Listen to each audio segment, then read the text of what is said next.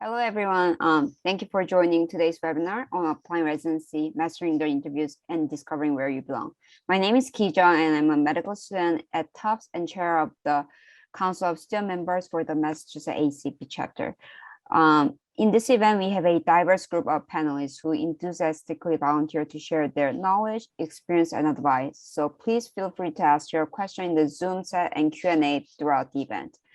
This event is sponsored by the Council of Student Members and the Council of Residents and Fellows of Massachusetts ACP. I would like to thank everyone who made this event possible, but I would like to give a special shout out to Dr. Bardwaj, the chair of the Council of Residents Fellow Members, and Dr. Quarles from Bay State, who is going to be our moderator of the night, and Dr. Choice, who is the governor of Massachusetts ACP Massachusetts chapter. Dr. Choice, please feel free to share any thoughts or words, and then Dr. Quarles can take over the night. Thank you. Thank you so much, Ki Jung. And please pardon my lack of video. There may be a little bit of a glitch. And so my video keeps saying it has been disabled, but please know I am very, very appreciative of everyone attending this evening. And I want to give my very heartfelt thanks to Ki Jung Lee, who has been a marvelous champion for the Council of Student Members of our chapter. And also lots of gratitude to Dr. Partna Bardwaj, who is our Council of Resident and Fellow Members Chair. And Dr. Bardwaj and Ki Jung Lee have done a terrific collaboration in bringing this event together. And also due thanks are also in order for Dr. Ryan Quarles, who has been a wonderful faculty advisor to all of this planning. I am hopeful that this will be the first of many collaborations between our wonderful Council of Student Members and Council of Resident Fellow Members to provide opportunities for all who are ACP members, students, resident fellows, to recognize how much value being a member in ACP can offer. It is a great way to develop a professional home and a way to network with others and to feel a sense of collegiality, particularly during tremendously stressful and challenging times like we are all working and living through right now during this COVID-19 pandemic. And then, of course, much thanks to our chapter administrator and our chapter MVP, Linda Layer, who has always been so supportive from all ends, organizationally and technically, for these events. So I will close my comments by, again, welcoming everybody, thanking you for spending time with our chapter. And I want to thank all of the panelists today for their time and their willingness to share their wisdom, and hope that all of the attendees find some pearl of wisdom from tonight's discussion. I hope you enjoy the event and hope everyone is staying safe and taking good care. Thank you so much, Ki Jung. Well, thank you so much, Dr. Choi, and welcome to the evening, everyone. My name is Ryan Quarles. I'm an academic hospitalist at Bay State Medical Center in Springfield, Massachusetts. I'm going to be the moderator for this evening. I wanted to thank Dr. Bardwaj and Ms. Yi for allowing me to be the moderator this evening. And I want to let everyone know that we do have questions that we came up with ahead of time that we posed to the moderators a couple of days ahead of time, so they knew what they were going to be asked. But we do also encourage questions from the group. Feel free to put them in the Q&A and or the chat, and we will be moderating those and asking those in between our questions as well. Also, I just want to let everyone know that we did give permission to the panelists to choose to answer questions as they feel comfortable doing so, especially for the faculty. There may be parts of the selection process with the match that they may or may not be able to talk about. So without further ado, I want to start to make introductions. I'll start with our Robert Lay, who went to University of Central Florida College of Medicine and completed or is in residency at UMass Internal Medicine and is a PGY3 there. And I'm going to ask all the panelists this, but if you could share with us what you would have done if you had not gone into medicine, what would you have done? Probably programming or business, something along those lines. Awesome, awesome. Thank you. Moving right on.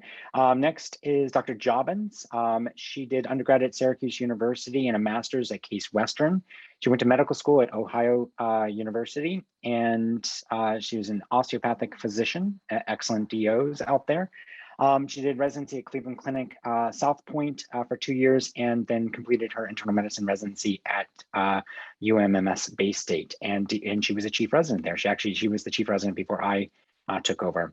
Currently, she's serving as the she's an assistant professor at UMass and the associate program director for internal medicine at UMMS Bay State. Dr. Jobbins, same question to you. What would you have done if you hadn't done medicine? I would have been the female version of Indiana Jones and been an archaeologist. That's so much cooler than my answer. Awesome. Dr. Craig Nerona did med school at Boston University School of Medicine, his residency at Boston Medical Center, and he is currently the Associate Program Director at Boston Medical Center Internal Medicine Residency Program. Dr. Nerona, same question to you. What would you have done? I'd be a marine biologist studying fish behavior of African cichlids, which was my research in college, and it's my true love. Awesome. I hope you get some time to do that stuff outside of medicine. My 3 kids keep me too busy. Of course, of course. All right, next is, let's see here. Sorry, I had my list all set up here. Yuvaraj Singh did medical school at Manipal University in India, and currently in residency at St. Vincent's Hospital, where he's a PGY3 internal medicine resident, and will be staying on next year as chief resident at St. Vincent's Hospital. Dr. Singh, what would you have done outside of medicine? Well, I think I would have gone into aviation to become a pilot. I've been obsessed with the world of aviation as a kid, and I think I would have gone into that, if not maybe an air traffic controller. I've actually always thought of air traffic control very interesting, very stressful, but it takes a special person. All right, Dr. Dodd, I didn't get an introduction for you, so why don't you share with us your brief CV and where are you right now? Oh, sorry about that. I am at Tufts Medical Center. I went to medical school at Johns Hopkins, and then I came over to Tufts for internal medicine residency, stayed on for nephrology fellowship, and now have been the associate program director for internal medicine for about 2.5 years now. To answer your question of what I would have done, I, like Dr. Singh, I was thinking of going into being a fighter pilot until I realized that I was not cut out for it at all. Yeah, I don't know that too many people are. And I apologize, actually, I remember reading that. I just didn't post it into my Word document. So that's my fault, Dr. Dodd. And last, but certainly not least, Dr. Kali from Bay State. Again, she went to medical school at University of New England, and she's currently a PGY3 at UMMS Bay State. And she is pursuing a cardiology fellowship. Dr. Kali, what would you have done outside of medicine? Well, it might sound a little silly, but I definitely would have owned a bakery and probably had some amazing cupcakes at my bakery. So. No, that's actually my retirement plan, Dr. Kali. So I'm going to own a bakery. And of course, I need to answer that question for you guys. As you see behind me, I have a space obsession. So secret fact is I actually did apply to be an astronaut. Never got a call back from NASA, so unfortunately there. But I definitely would have done something in aviation or space medicine. So there's actually a lot of like minds on the call right now. All right, because the most important thing of the evening is to share with our medical students on the call, which, by the way, we have 57. Welcome everyone who's on the call. We can't hear from you or see you on video because this is a webinar, but again, please be using that Q&A and chat. So I'm going to open it up with a question to the residents this evening. And the first question we wanted to pose to the residents on the call is, what tips can you offer as medical students prepare for a virtual interview season this year? We'll go from there. It's a little bit different when we interviewed, but I think the first thing to do is just like take a moment, just stop what you're doing and just breathe. Okay, like it's residency interviews are considerably less stressful than med school interviews. I would say that you know, a lot of times really like residency interviews are a lot more conversational. It's really just about getting to know you and how well you fit with the rest of the program. Because, you know, you're going to be there for 3 years, you're going to be finding your coworkers, and some of that is just going to be feeling out really, is this the right place for you, basically. I had a few points to add to that as well. Since the format is now going to be more virtual, a few things that probably might change is investing in a good webcam and trialing it out. Logitech has a good webcam, and making sure that you're clear, audible, and probably do a sample session or a Zoom call with the colleague to make sure that the acoustics of your room, the background is appropriate, and you're not having issues there, because you want it to be as perfect as possible in terms of communication. Invest in good lighting. There's a lot of good stuff on Amazon to light up your desk and make you more aesthetically appeasing. That's pretty much it from my end. My advice would be practice as much as you can. So ask your mom to help you practice, ask faculty members to help you practice. I'm someone who gets a little more uncomfortable in front of a camera than I am sort of in an in-person interview. And so for me, just getting comfortable with being on camera, sort of having the spotlight on me, and making sure that I'm in a place where I feel the most comfortable so I can reflect my true self. And that's I think the most important thing. So just try to get comfortable on camera with people asking you questions. All right, absolutely. All amazing points, and a lot of things that I didn't think about. So I'm going to pose a question to our faculty now, and so one thing we wanted to ask the faculty is if you could offer any insight into how you decide who to offer interviews to, and again, any kind of insight in how your program kind of starts to think about this process. I can go ahead and answer, I guess. First, I'll start it off with, you know, at Boston Medical Center, we're a safety net hospital. So when we're looking at people and applicants, a lot of times we're trying to see, is this person that's going to fit into what we're looking for in terms of our patient population. They're looking to work with the underserved patient population, and we're looking for that in terms of activities that they might have done or volunteer activities, especially during medical school, or if they've done advocacy work or kind of activities that kind of correspond to what we're looking for. I can talk about what we do at our program.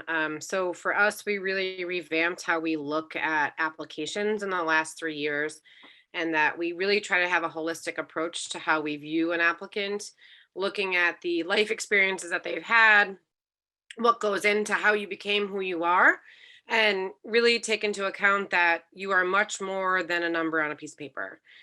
We also really want to see if, again, inner city clinics where we are as well too in Springfield, and recognizing that the diversity of our patients should also represent the diversity of our applicants.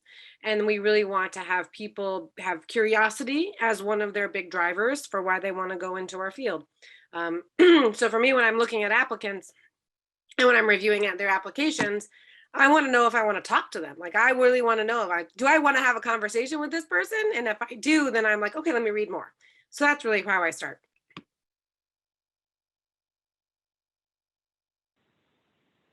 And I'll just add to, you know, we do both what Craig and Katie were saying, but in addition, just like every other program, we're looking for qualities such as, you know, people who are hardworking, who are dedicated, who are curious, like Katie, you were saying, and who are going to want to be in Boston also. One of the biggest issues we have with, you know, we'll talk about application inflation probably, but one of the issues we deal with is knowing who actually wants to come to live in Boston versus those who don't. Absolutely, that local pull is so important. I'm going to pose the next question to the residents, and the next question we wanted to ask you is, how did you know that a program was a good fit for you on your interview? And I think this is particularly difficult in this in the world of virtual interviews now, but it was definitely something that I thought about when I was interviewing, because I'd love the residents' thought on this question. So during the course of your interview, you are able to kind of discuss what plans you might have after residency, if you want to go into fellowship track, if you want to become a primary care physician or a hospitalist.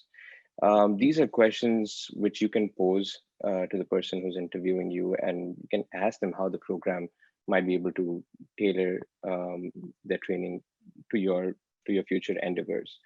That gives you a major sense of if this place is a good fit for you or not, because the eventual goal is to reach your target where you see yourself 5 to 10 years down the line.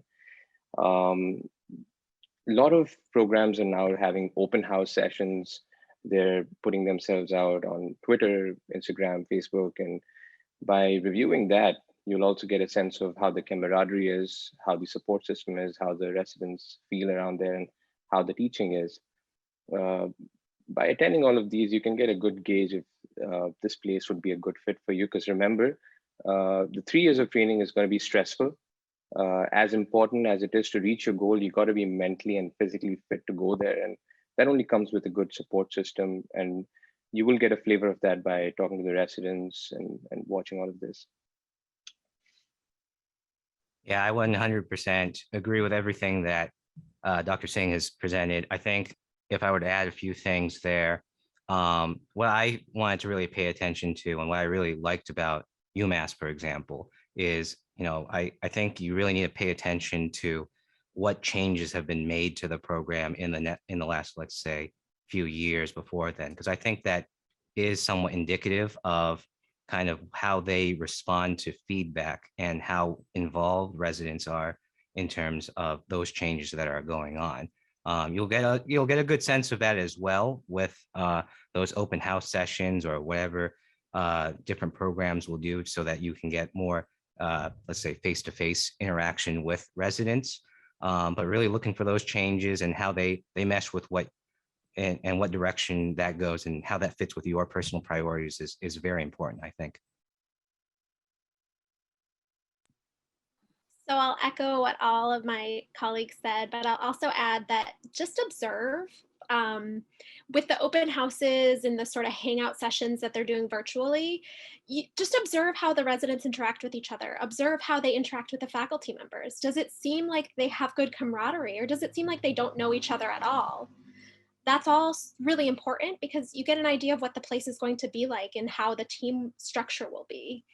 And then I'd also add that you're interviewing them as much as they're interviewing you. So ask a lot of questions. If you deep down really want to know what the program does, if people have families during residency, or if people have, a sick parent they're caring for, if you want to know how the program handles situations like that, ask them that. Be very honest and open with the questions you have, and I think that will give you a sense of what kind of place you're going to go to.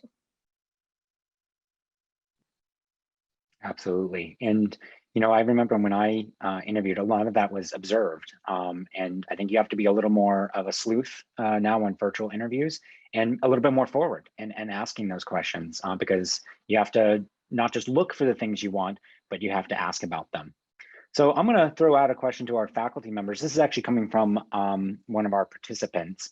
So you didn't get this one ahead of time. So what components of the application do you value the most when selecting applicants for an interview? Your personal statement. Not gonna lie, if you have a bad personal statement, I'm like, I really want to be able to engage with you and feel like I can have a conversation with you, because I'm going to work with you for 3 years. And your personal statement, I want it to be the person who I see in front of me, and then I want to talk to you about it. And I have interviewed a lot of people, and they all say, well, you actually read my personal statement. I'm like, well, yeah. So it's also this idea that you want to also be in a program, like Dr. Callie was saying, that actually pays attention to who you are in your application. So for me, I look at that first. We do lots of different screening things to get to where we are in terms of our numbers, but I read the personal statement first. And if it doesn't grab me, and I try to read it at least 1 or 2 times, for me, that's really where I kind of look for the big crux of what I want to know. Yeah, proofreader you trust.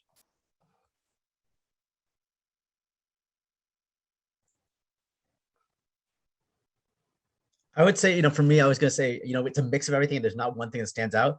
I hear to say, for us, Katie, it's actually to me, we have over 5,000 applications. for our program. So we actually look at the personal statement last and see if it jives with the rest of their application. But we don't do a thorough review of each personal statement. That's probably the one that we read the least, like least in most detail, until they come in for an interview, and then we read it in detail. But like for the first round about who we're going to invite for applicants, and it's annoying because ARAS is a terrible program. It just makes you open up a PDF to look at, and it's a terrible way of interfacing with it. I should clarify, we do 5,000 also. So I think I should say when I'm doing like the final selection, I do that first. That's probably a little bit more accurate. That makes me feel better that you clarified, because we have the same number of applications and we do not start with are not able to start with the personal statement. But yeah, as Craig was saying, there's no one thing that we look at and focus on the most. It's sort of a balance. I know there's some programs that applicants might be looking at. If the program you're looking at turns out clinician scientists and that's what their program mission statement is, then of course they're going to look at your research portfolio much more. As Craig was saying, right, Boston University BU is known very much for their safety net status, and that's what they're looking for also. So those things matter also depending on where you're wanting to be.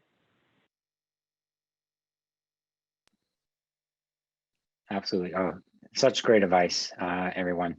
I guess this question could be for the whole panel, but maybe a little bit more for the faculty. So again, another question coming from our participants. What would you advise a visa requiring IMG applying for residency this year? So what advice would you give, I guess is the question. So I can speak for our program. If you have graduated more than 3 years outside of that window, we don't look at your application just because we get so many applicants. And if you are outside the 3-year mark, I would recommend looking specifically for programs that are accepting of that. People are very transparent about that. Like all three of us had mentioned, all three of our institutions, we get a large amount of applicants. So 5,000 is a lot. And so we have to filter it down because ultimately we interview over 200 people for 18 slots at Bay State. And so it's very difficult, but highlight the things that you do that makes you you, and really make sure your application has those additional things, because we all are looking for those things. Like Craig had mentioned, advocacy or work with research, or if you have a mentor who who's at an institution that can give you a letter that actually reflects upon all of the work that you've done, try to really showcase those things. And like Dr. Lee mentioned, have someone proofread your letters. Make sure your personal statement doesn't have dramatic changes to it that need to be made. So if your application is complete and thorough and actually shows who you are, it'll shine through. And we have a large amount of IMGs at Bay State. We are a very friendly program for this because we recognize that people have different backgrounds to where they get to. So really try to make sure that you look for a program that has IMGs. If you go to a program that has none, the likelihood that they're going to interview, I'm just being honest, is very low. That's just the reality of how it is right now. I would just say we have a similar kind of, I think for us, we cut off as about 5 years. But we're looking for people who have graduated in the last few years, one to 2 years more from medical schools. I think the other thing just from our school, and I don't know how Dr. Jobbins or Dr. Dodd, how your programs are, but H-1Bs visas are much more difficult for us to support just because of monetary costs. So we have very, very few of them. And I think that's becoming more common in a lot of programs across the country where they just won't support many H-1Bs across their institutions. And I echo what the rest said. We are also mostly using J1s and not H1Bs at this point. In the past, we've relied heavily on people having done some sort of a clinical rotation in the US so that there was some letter or something to evaluate their performance in a US setting. And we understand that this year and the past year, you're just not going to have that because of the limitations that all institutions are having for international observers or even national observers.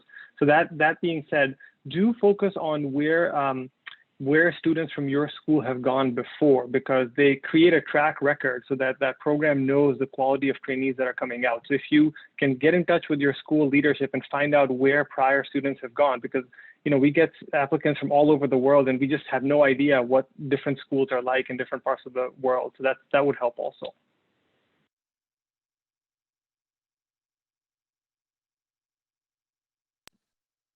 All right, any comments from the residents on that question?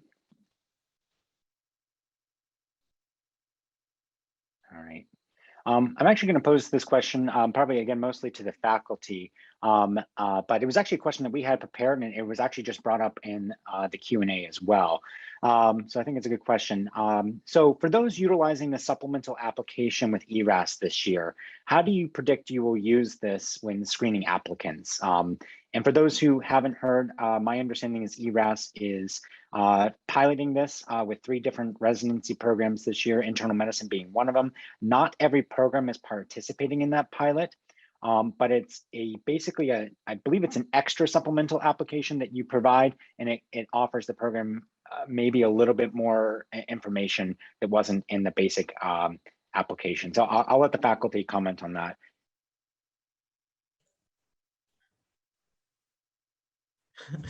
I would say for us, I think we're still juggling. I'm actually involved with some of the AAMC groups too, working on this. We're coming from the student affairs offices around the medical schools, and no one knows for sure how this is going to be used. The first group that used it was there was a trial with ENT last year, and there was some success, quote unquote, from their viewpoint, which is a different kind of bird than internal medicine. For us, I do think that the things that are going to be important for some programs are maybe some of the activities you highlight. If you're going to a research heavy program, as Dr. Dodd kind of recommended, suggest some programs are, they might want to see if you highlight the research programs. I think also geographically, if you're applying to California, especially, they are very competitive. A lot of people want to go to California, either go back home or want to go there to do residency. And so they're looking for, if you're coming from the East Coast, like most of the people here are, they're going to say, why are you coming there? And what brings you over to the West Coast? So I think that's where the geographic location might make a difference, or even the tokens you can use to identify programs you're interested in. I think for the great majority of programs, I think it's going to be interesting. I don't know if you're going to see an effect or not, just because as most of our programs, we have so many applicants. We have a hard time just getting through the regular application in ARAS, much less looking at another program. This is outside of the ARAS application. It's another program you have to go into. I think not many programs are going to look too heavily into this, if you ask me. There are questions down that, if you start your application or done them, there are alternative questions that they're looking at for future research. See if this is going to be included in the future. And it'll be interesting if those kind of questions come up to be important in the future for next year's applicants. But for this year, I think it's not going to be a huge impact, California programs aside. We had a really large discussion about this, and we decided not to participate in it at Bay State because we felt it was imposing a bias and that it would bias the application process. And like I said, we're trying to focus more on a holistic approach. We didn't want to start a precedent that people would have to pay extra for this as well too. And again, risking the risk of missing out on people who financially can't afford this, especially in the age of virtual platforms when people are applying to many programs.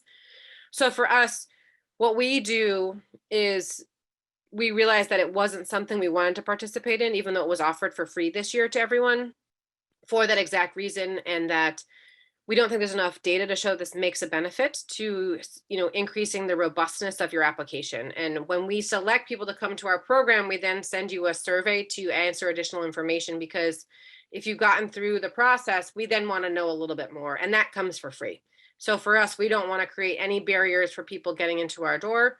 And that we decided as a group, very, very, we had a very rich discussion about what this looked like and how this should be. And we decided not to use it because we don't think it's fair.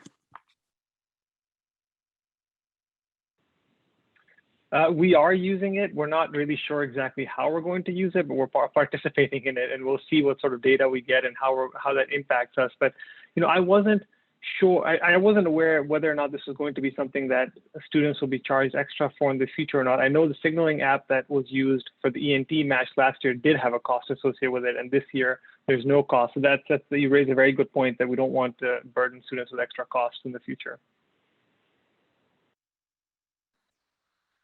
All right, well, thank you. I'm going to swing it back to the residents now. I actually have 2 questions for you guys, but I'll ask the first one and get everyone's thoughts, and we'll move on to the second one. So again, for the residents, and faculty can chime in on this one as well. What are some ways to demonstrate interest in a particular area? And I think that they're referring to geographic area if you don't have personal ties to that area.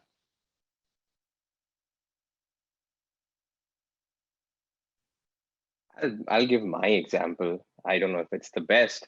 I'm an international medical graduate, right? And for me, the United States is a big place, and Geographically, I was brought up in a semi-arid climate in the deserts of Qatar, and I always wanted to experience the cold. And many of the people who interviewed me found it really weird because people are on this side are sick of the cold weather, but that was something that I was wanting to experience, and I was honest about it. And as peculiar as they found it, I think my honesty was appreciated, and they liked the answer. So your answer, as long as it's honest and has some validation to it, I think it will be accepted. You can have family ties. If you don't have those, then you definitely will have a reason to be at a particular place. Yeah, I think that if you have like a genuine interest in the area, if you're a fan of like cheese curds, then maybe sell that to Wisconsin or something. But really just do a little bit of research and just see like what opportunities you have in terms of expanding your worldview, and see if that really jives with you. And if you can sell that earnestly and honestly, then I think that will really come across even in like a video interview. I totally echo what everyone has said. And I think that if there's something you're very interested in, like you're a foodie and you want to live in the city, just put that in your application, put that in your personal statement, tie that in. I'm a foodie and I care about preventative health for my patients. And I love to live in Boston where we're surrounded by wonderful food. And I can educate my patients on, the health benefits of eating in different places in Boston, right? Because where you live is where you're most likely taking care of patients. We all live pretty close to the hospital when we're in residency, just because of the hours, of course. And so you're going to be in that community with your patients, and you're going to know a lot about the community. And if that's what you're interested in, just sell it.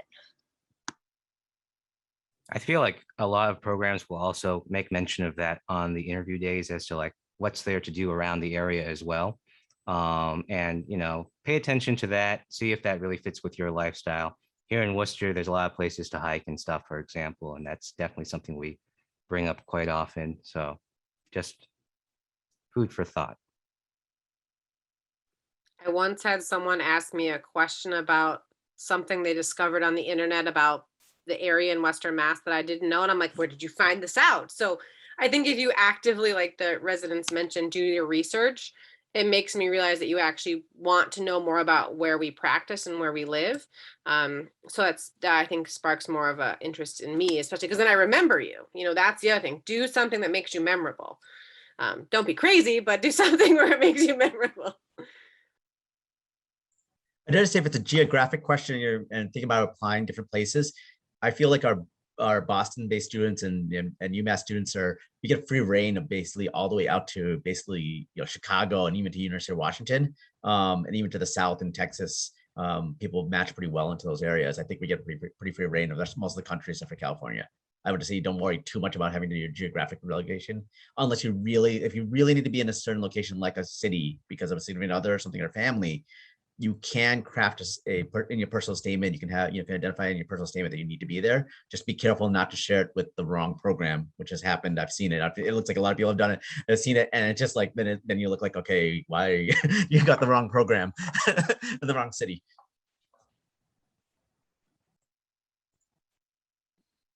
All right, thank you so much for sharing that. Kind of along the same lines.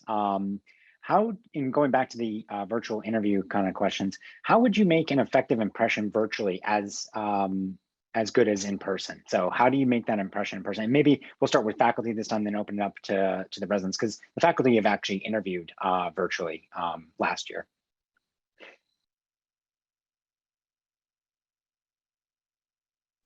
I think just be yourself. Like that's the thing. I knew when people were disinterested or like they just took it because they took an application and they had the interview and they wanted to practice. So if you don't seem like yourself, we can tell. And it's very easy to tell, even though you would think, oh, it's virtually, they won't see it. We can tell. And if someone, even if you're having like internet trouble and you're totally flustered and you're in a cafe because you lost power that day. And I'm speaking because I remember this from someone who did that. She's like, I really wanted to be here. I wanted to come to this interview. I went to a cafe. I'm so sorry it's loud. So if you show us who you are, we can see that. And I value that because integrity is my value. So if I can see you're showing me who you are that way, it really shines through. I have to say there was a lot of angst going into the first virtual sessions last year, and coming out of it, I thought I had a great time. I thought I was able to talk to applicants well, got to know them well. I think it was harder for applicants to get an idea of our place but vice versa, but not so much for us. So I was able to tell and have a good conversation, just like you're saying, Katie. If you just be yourself, and the background, Yuvraj, you had mentioned earlier, you have a very professional looking background, and obviously that stands out. Your lighting is very good. Your audio quality is very good.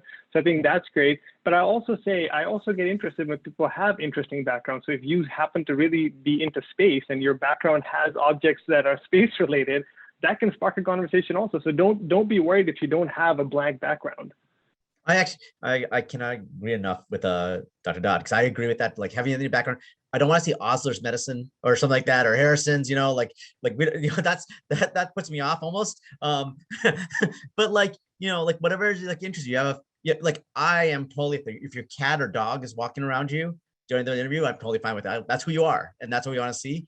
But things like that, who are you in the background? If you have a few plants, you don't feel comfortable in that, that's fine having a blank white space behind you. But if you have stuff that you want to call out about your personality, that brings up conversation points and let them get to know you better.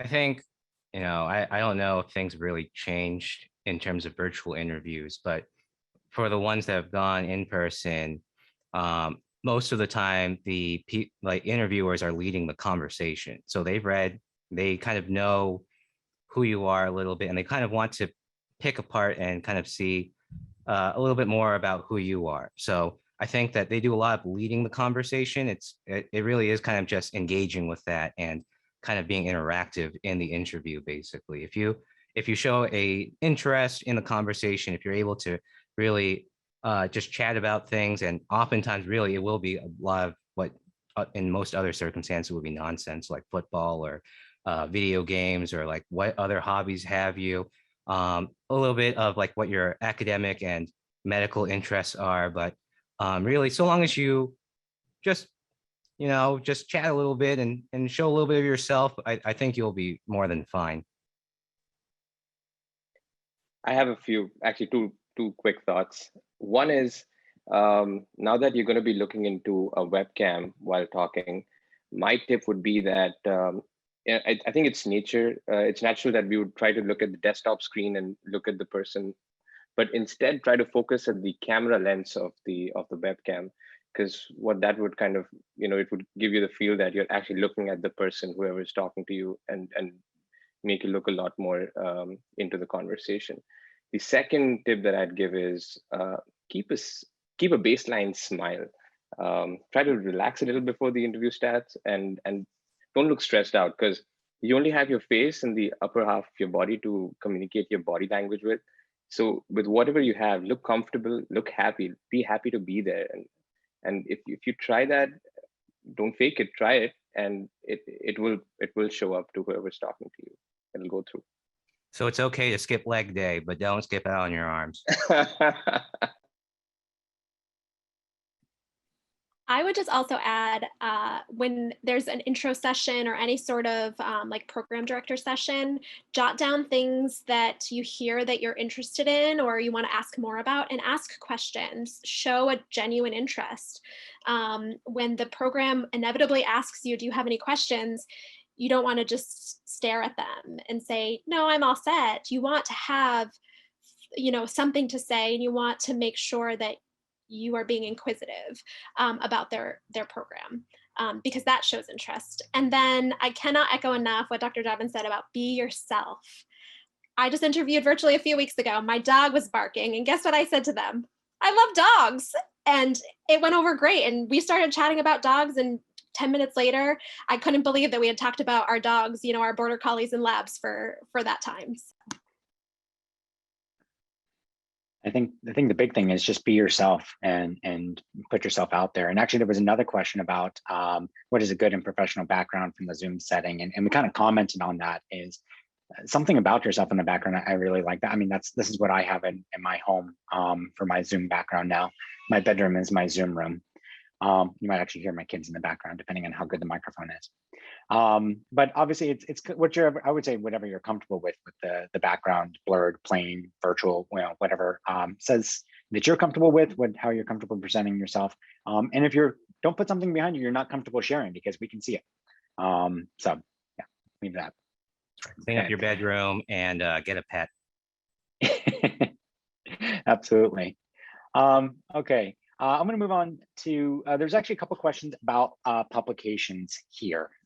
So I'll start with this first question is, how important is a research background in publications in an application for you while deciding on whom to call for an interview? So I might have a different answer than everyone else, but I'll just start. So I value research, but if you have done advocacy or community outreach, or you had a career before you went to medical school and you did no research, that is great. And I don't need you to have any research experience. I can teach you how to be a researcher. We have a great research curriculum, but if you're interested in it and you've done it as well, and you've published and you've done bench science or community research or different types of research, that's great. But for me, I don't need you to be a researcher. I need you to be a curious physician who wants to take care of patients and learn as you go. So for me, if someone has no research experience, but they have a wealth of other knowledge that they can impact and change how we practice, and can take it to the patients, can teach other residents about things that they've learned, for me, that makes you the best applicant out there.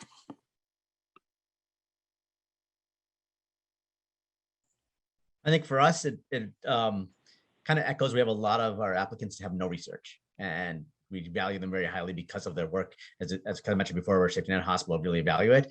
We also have a T32 grant. We have multiple training grants we have through our program. So we are taking more people that are interested in research, but we take that with a caveat. If you're a big time researcher and you have 50 papers, how much advocacy work have you done too? Have you also volunteered? Have you done other stuff that you're gonna be able to be a good clinician and work with our patients? And that's really what's most important. And then the research is great, and we'll get you settled in a research career and get you up with a Framingham heart study and set you up with them. It's just how much do you really fit into our program? Similar over at Tufts, I really have a problem with programs using research experience to weed out applicants. I think research should be done to know how research is done, not just for the sake of publication. So I really get annoyed when programs use it that way. But the reality is that some programs will use it that way. So I don't want to be too far from the reality here. Similarly, for us, I look at what is it that the total package that you're putting forward. So if you're really interested in your career being an advocate for patients, and that's what you've been doing for the past 4 or 5 years, highlight that. If you really want to be out doing community service, or you want to be a clinician educator and you've been a tutor since you've been in middle school, highlight that, right? I understand that not everybody who's going to graduate from our program is going to be a clinician scientist. Very few will be. So that's completely understandable. And the same goes for fellowship applications. In a lot of programs now, I'm really suggesting my residents highlight all the other things that they've done, because again, not all cardiologists are researchers. Very, very good points. And that second question that came up about publications was, what's an impressive number of publication articles for a very competitive residency specialty? And I think that probably every program would put a different number on this, or as you've heard here, maybe not even necessary to have any research. Any other comments on that? Okay, very good. The one caveat is if you're applying for ABIM, pathway, which is it's a 2-year residency program going to research, then obviously the number of publications you have don't make a big difference. And first author versus first author publications. Absolutely. All right. So kind of, again, questions for everyone here. If you have a potential issue in your application, like a leave of absence, an issue with step scored, et cetera, where do you think it's best to address that? Is it wise to address it in the personal statement, in the ERAS, and application, the supplemental application, or both? What is kind of everyone's thought on that? I love hearing about people's failures. I am the person who, if you put it out there, I'm going to ask you about it, but I think it shows you have a really great insight into who you are and where you've come from. and shows growth mindset. So for me, if you can show me that you went through something that was really, really hard and you learned from it and you grew from it and you became the person you are today because of those things, it makes me want to really try to understand how we can further help you reach those goals. So personally, I started out in general surgery. I did 2 full years and realized that it was not the right place for me. And not because I couldn't hack it, but because I liked talking to patients and I was the one in the ICU and in the clinic. But I took, at the end of my second year, I left 2 months before, but because no one explained to me, if I didn't finish, I didn't get that year counted. So I had to explain every time I applied for a residency or a license. Now I have to explain that gap. So for me, it really shows that understanding what your gaps mean and also own them. That's who you are. And to get to where you are, you have to struggle. Life is not perfect, as evident by the last year and a half. Our world has turned upside down. So just own who you are and acknowledge that happened. It's the people that hide that's a major red flag for me. I'm like, what happened here? Or why does it say this happened with your steps and there's no comment about it? So I'd rather have transparency and ownership for when I interview someone, and then I know what's gone on. I'd echo Dr. Jobbins so much. And I think, people ask where to address it. If you address it in your arrest application, it's fine. But I also put something about it in the personal statement, especially if it's a big enough, red flag or something that might be worried about. Or people are going to ask you about it. And they're going to find out, and they're going to look at it. If they're going to interview you and they see that there's something, they're going to ask you about it. So you got to be able to talk about it in the interview too. And I actually appreciated when interviewers bring it up themselves, interviewees bring it up themselves and be like, I did have a struggle. This is what happened. And so make sure you don't try and hide it, because they'll find out.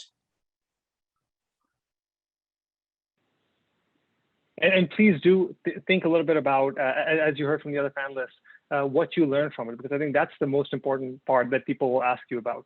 So absolutely put it in the personal statement. I love talking about those sorts of things because not everybody is perfect. None of us are perfect. And some of our best trainees have had issues and struggles, and they've done fantastically in residency. We all have them. So if anyone says they haven't had them, they're lying. So if you own it, it's part of who we all are. Absolutely. Any comments from the residents on that? Maybe you don't have to share a personal experience, or if you heard of a colleague who owned it really well, maybe an example you might want to share. Well, I think the important thing to remember with all this is that if you are the one to bring it up, then you control the narrative of it, right? You don't have the interviewer kind of frame it in their mind that way. So if you take ownership of it, then that makes it easier to kind of craft, whatever kind of story or however you want to put it behind you. So, the sooner you bring it up, I think the better, because ultimately, as all three of the faculty have already mentioned, it's going to be on your application, right? They'll know about it. There's not really any sense hiding it. So, if you own it, you're able to show that you grew from the experience. I think that's much more valuable in terms of demonstrating your qualities as an applicant.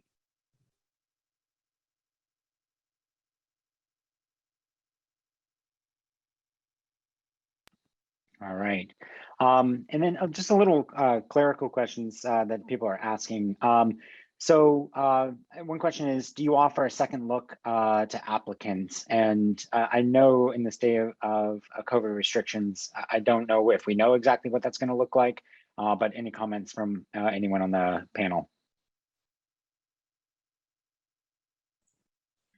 We are not going to offer like a second look in person. We are not going to offer. I do know nationally there are some people on the program director listserv that have said that they were thinking about offering second looks, or whatever. I don't even know how second look. I don't even know what they call it, but like something like that, where people can come, like open houses, where people can physically come visit our locations.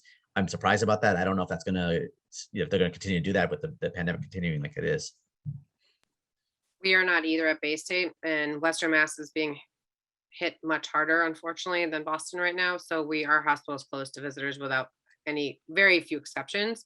And so as a result of that, we decided not to do it, just to be safe. And also, I don't want to have people worry about coming and showing off. Like, they don't have to do that. We got you.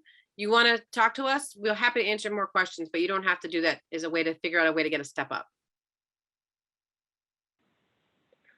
We did virtual open houses afterwards with just our residents, which we're probably going to do again this year and not have any in-person visits. And those were done without the leadership knowing who signed up and whether they came or not, because we wanted students to know that we would not change their rank or in any way. It was just for them to meet the residents and have more time with them. Wonderful.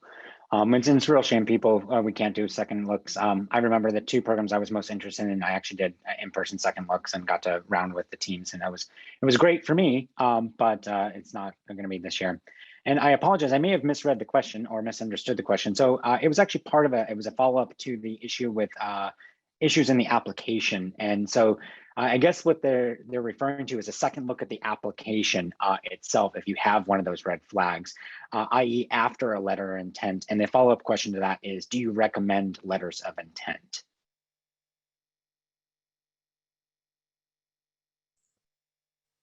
I would say that, I don't know, with the supplemental application, it's going to be interesting how programs look at it, because I wonder if they're going to think that the geographic interest and the tokens that people are going to use is going to be their letter of intent for people. One, so I don't know how that's going to impact people, how people look at it. I don't even know how we're going to look at it. I would say that the letter of intent for us is usually most important for people that are not geographically close to us. And we're wondering why they would want to come to Boston. And if it's not apparent from the application and then they send us and there's a real reason, other than like with the great program, that doesn't change our mind too much. But if they say like my fiance is there, he's gonna be coming there or whatever, I mean, that's a whole different story. And then we might consider the person. There's been a lot more push at our program director level to try and avoid these extra outside of the application communications impacting anyone's how people view people, because it is not controlled, it's not a standardized approach, and there's a potential for bias if some people know how to play the game and others don't. And just because someone sends out 100 letters of intent, it's kind of worrisome, because people just keep on sending emails all day long, and we're not going to view that person any better than someone else who didn't. Yeah, we actually tell people at the end of the interview, we're not going to reach out to you. Don't reach out to us. We're not breaking the rules. And that, if you have expressed your interest because of how you really want to be here, through your application, through your interview process, we really don't want that. The handwritten letter, the email, and especially if you're going to send a stock email that has like, dear professor, or he's instead of she's, don't do those. We just delete them, and that's the thing. If it's just a stock letter, it doesn't make any impact on me. If you have actual interest because you've worked with someone or you have a family member here, contact that person. And if that person then comes to talk to me about you, that's more robust in terms of letters of intent, or, something that's really not as genuine. I know I talk about this a lot, but be who you are and be that genuine person, and that comes through. It's kind of a post-interview question. Dr. Jobin's kind of got it, but I would say from our standpoint, we almost, unless it's a question specifically about our program, we basically delete or throw out any thank you letters or emails that kind of after the interview, because we don't want it to impact how people are viewed or ranked. And the only thing I would add, I agree with both of you, is conversely, do know that program directors tend to know each other and they might talk to each other. So don't tell program directors in Boston that you have to be in Boston and those in New York that you have to be in New York, because at some point somebody might talk to each other and realize that you're saying that to everybody. That sometimes happens. And then what also has happened to us before is people say, oh, we really need to be in Boston. They're ranked a match and they end up going somewhere geographically completely different. And do remember that in 3 years' time, you're probably going to be applying again to similar programs for fellowship and stuff, and people have a memory of things like that. So don't do things like that either. And just can I just answer? Megan Brooker had a question about that. Does that apply to students who send a brief thank you after email? We literally tell students we do not want to hear a thank you letter or send a thank you email or letter to us after the interview, because there's a potential bias, and we won't reach out to you. You reach out to us if you have questions about the program, and we'll send it to an administrator that's not impacting your rank list. But do not send us a thank you. Don't waste your time.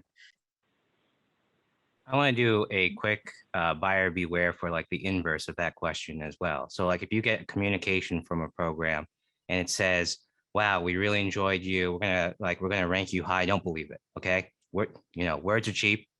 Everything on the interview trail is pretty much not set in stone until match day. So just take your own notes, rank however you will. Do not take that interaction into your own consideration. Just rank based on how you felt about the program itself. And I'll put something in the chat actually about the Association of Program Directors in Internal Medicine's interview guidelines, communication guidelines for post-interview communication guidelines, just so you can see what we're kind of following. It's not a policy, so people can break the rules, and we know programs do it. As Robert was kind of mentioning, but this is what most of the programs try and follow in terms of a policy. I'll put it in the chat. Is that the best place to put it? Yep. Yeah, I think so. Okay, one question for the residents is what are some of the top factors that you used when deciding which residency programs to apply to and or how you ranked programs?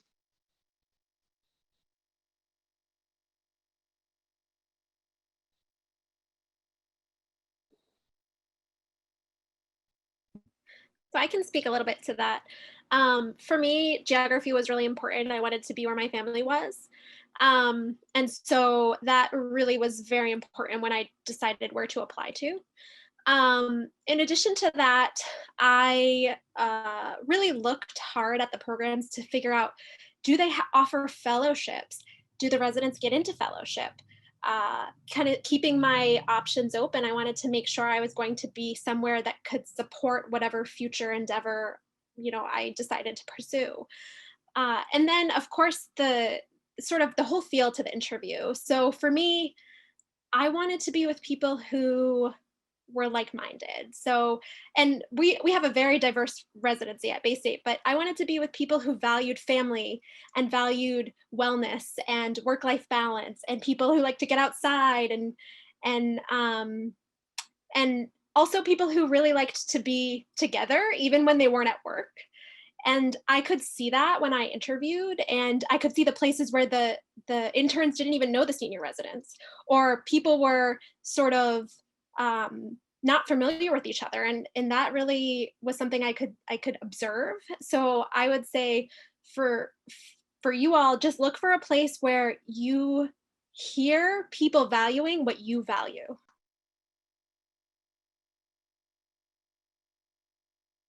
I think in addition to that, there's a few things. I always, when I'm talking with med students on the interview trail, always advise them to take notes immediately after their interview, as well as begin, like, just start making like a impromptu rank list for yourself, because after 3 or 4 interviews, you'll remember the places you really liked, and you'll remember the places that didn't really jive with you. But it's really going to be hard to make that that middle part of your rank list, and it's going to be hard to really remember what makes things distinguishable at that point as well.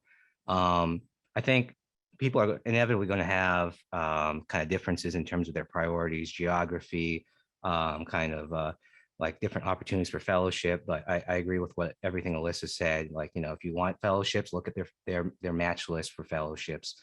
If you look at what in-house programs they have and opportunities for research, if you're interested in like general medicine, hospital medicine, see how diverse the patient population is that comes in, and talk to the residents and see how much ownership they get in terms of their learning procedures and all those things as well. There's not really a one size fits all here, but I really do think that you need to take notes and kind of really highlight what you personally value.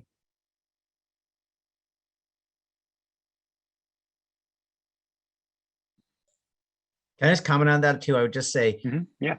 Robert, you talked about, what do you want to do when you grow up? And I that's how I describe it to the med students. And, if you're like, I'm not sure, but I'm 90% sure I want to be in a fellowship of some sort, look at the outcomes of that program and see what people are doing when they graduate. If you want to be a primary care doctor, you enter a primary care residency, how many people go into primary care from there, and that kind of thing, like, look to see, even if you're not sure exactly what you want to do, but you have a relatively good feeling, or you might consider something, make sure you have those opportunities for that residency program. Yeah, that's definitely one thing. I think that Dr. Verona also at the very beginning of this sent out like the match data as well. I used that to kind of craft how many I wanted to apply to. and kind of say, where is the point of diminishing returns? I think there's like Frida that may list that as well, but kind of just get a good sense of who you are as an applicant and does the program jive with you. I just put it back in the chat, Robert, and I would recommend it's page, I think 86 is the internal medicine page from, this is 2020 data. Or after that, around there somewhere, and that kind of gives you an idea about, you know, how people match in different, based on your, how many programs you apply to and how many programs you rank. And I think that's an important thing, just kind of understand where you fall and kind of give you an idea about how many programs you should be interviewing at. And the other thing too I've noticed is that the application process is creating a large amount of anxiety for medical students now, and that they're applying to a much larger swath of programs because of that too. I mean, I had a poor medical student have a panic attack because they got the interview, they tried to click on it, they tried to schedule it, and there was no spots. So, you know, that's a program that I would have a red flag about too. Like if they're offering more spots, then they are trying to get filled. Or I'm sorry, the opposite. They're offering less spots, but they're offering it to more applicants. That would for me be a red flag. Like we only offer you an application and a spot if we have a spot for you to interview at. And so I would think that also would be a red flag for me for a program. So if you see a red flag for a program, think about that. Do I really want to be at a place that doesn't value me enough to really have a spot guaranteed for me to interview at? And also like thinking about board pass rate. What's the board pass rate for the program? Do they support board prep? Do they have a robust study plan to help you succeed? So these are the other things that I always think about when I'm advising medical students who I work with, to think about, how do I know that I'll be successful? What do I need? And if the program doesn't fit that, then don't apply there. Absolutely. We are getting close to the end of our time. We'll be trying to end right on time at 8:15. So I want to just quickly rapid fire a quick interesting question I thought from the chat for the faculty. Someone you're interviewing is taking notes, good or bad? Good. All right, good. All right, very good. And I apologize to our participants. Thank you so much for putting so many chats. I apologize. We're never going to be able to get through all of them. Also for the faculty, briefly, couples match.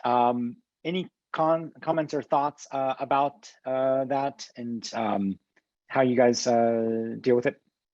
If your person is important to you, apply with them. I would say also, if you're interviewing, make sure you mention it. It's on the application. You can get lost sometimes. If your partner does not get an interview, make sure you mention that during the interview, or even when you get offered a spot, say, listen, my partner did not get offered a spot. Can you talk to their program if it's a different program, to especially see if they can get a spot. Just mention that. It's important. We want you to be happy, so we want your partner to be either in the city, which we're lucky in Boston, we have a lot of programs, or at least in the same program if possible, or same hospital.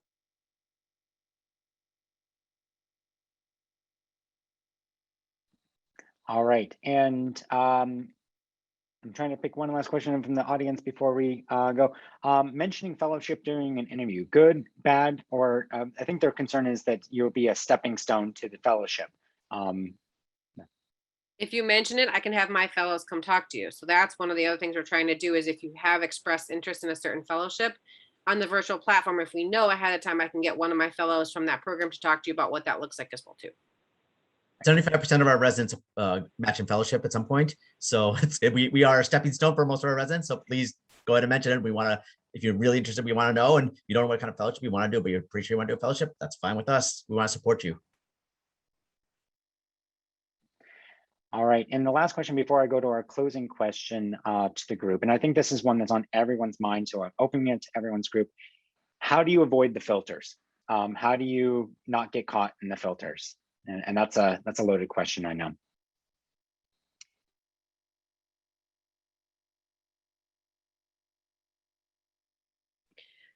So with step one becoming pass fail, that filter is going to dramatically change. So that's why many programs are changing how they review their applicants.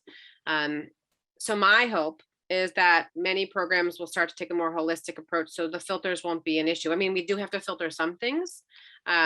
And like I said, for us, ours is the 3-year mark. That's a hard and fast FA state. And we have made very few exceptions for that. But for us, we've really changed how we look at applications. And so for us, it's something that I think that might help with.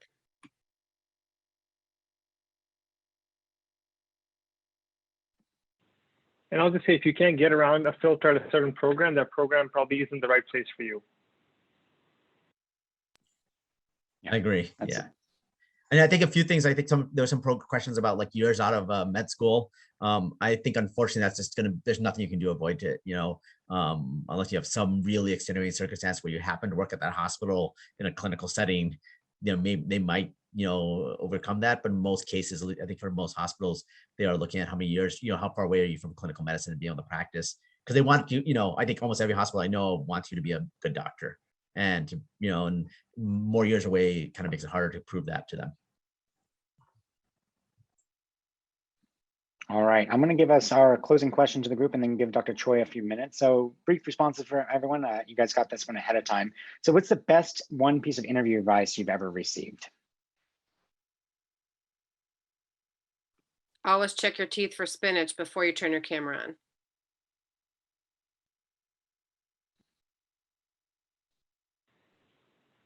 I tell people, don't look at the name. And as we were saying, look at what the program is actually offering. Don't go after the name.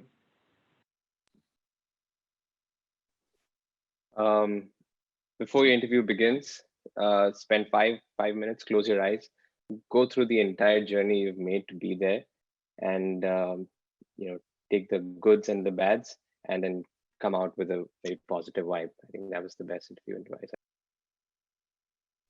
Well, now my spinach thing sounds silly. That was a wonderful answer. Most residents, almost every resident is happy with whatever program they end up at. Which sounds like a cop-out, but I can't tell you how true it is. Almost every person I've talked to has been like, people are not unhappy with their residency programs wherever they end up. So we really stress about, I'm gonna not 10 in my top 10 in my rank list or whatever, you'll be happy. I think just like I mentioned before, just take notes on everything you see day of, and that way you won't forget later on. My best piece of advice is remember why you're doing this. At the end of the day, it's all about taking care of patients. And if you have that purpose in mind, you're going to be a rock star at that interview. Amazing advice from all of our panelists. And I promise to answer this one myself. This is advice for everything, but never show up late for an interview or anything you're doing with the Starbucks cup. All right. If you had time to get coffee, you had time to be on time. All right. Well, personally, I want to thank all of our panelists. I thought this was an amazing discussion. Thank you for sharing so much amazing insight and expertise that's on this panel. Dr. Choi, I'd love to invite any closing thoughts from you for our attendees and our panelists. Thank you, Dr. Quarles. Let me echo your thanks. I learned so much, and I really wish I had this type of session to review and listen to before I applied to residency, which was far too long ago. And I will not out how old and how far out of residency I am, but needless to say, we were not doing it on Zoom.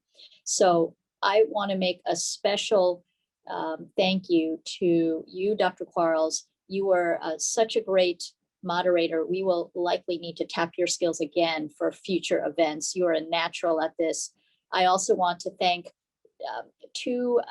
it's Women in Medicine Month, so it's perhaps fitting to spotlight and amplify the two amazing current women in medicine and also a future woman in medicine, Ki-Jung Lee, who is our chair of the Council of Student Members, and Dr. Partna Bardwaj, currently our multiple year chair of the Council of Resident Fellow Members. It is due to these amazing women that this program all came together, along with some really generous contribution of his time from Dr. Quarles. So these wonderful pearls that were brought to you tonight were because of these two women pulling this all together with some support from National ACP. I also want to personally thank our resident panelists, Dr. Callie, Dr. Lee, and Dr. Singh. You have been such a great source of practical wisdom for our student members. And I also want to personally thank the faculty program director panelists, Dr. Dodd and Dr. Naranha, and of course, Dr. Jobbins. And Dr. Jobbins, a special thanks for all of your leadership in our chapter. I want to put in a plug, partly because it's what brought you all together tonight, and plug ACP for membership. For those of you who are medical student members, this is such a great way to develop your personal tribe, your members who will support you, your colleagues who will be sounding board and advice for future career decisions. ACP is such a wonderful way to develop and build that network. And so if you haven't joined membership, hopefully you have. And if you haven't, we will come knocking on your virtual door to ask you to join, because membership in ACP as a student is free. So please join and avail yourself of all of the opportunities like this wonderful event and some future events which will be coming down the pike. And also, if you are a member of the Massachusetts chapter, please be sure to keep an eye out for our multiple mailings and our social media posts. We are very fortunate to have an incredibly proactive chapter with many, many very energized individuals, some of whom are actually on the panel tonight and are moderating tonight. And because of all of their efforts, we have a lot of programming and benefit. So please join ACP. And I will put yet another plug in.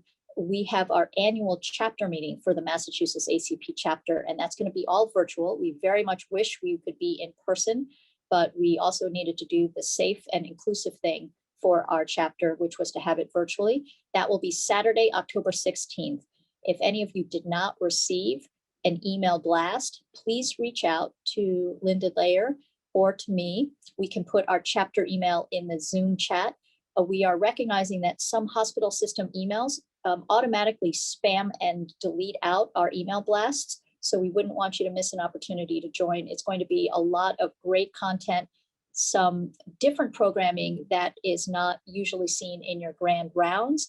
And you'll also have a chance to have some physician well-being interaction and hear a panel discussion about anti-racism and diversity in health, and also some legislative policy updates. So it's going to be overall a really full, great, energizing day.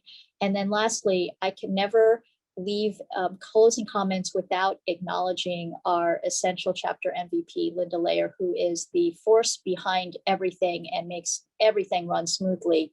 And let's give a huge applause to Linda for everything she does for our chapter. And then I want to thank each of you.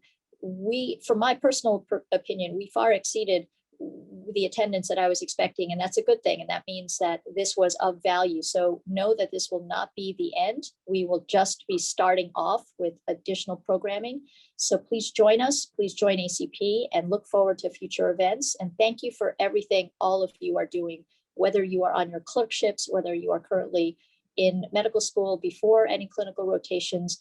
We need physicians who care about patients. And that's what I hope will be the outcome of all of your training, that we're here for our patients. So thank you for everything you do. And I hope all of you continue to stay safe and healthy.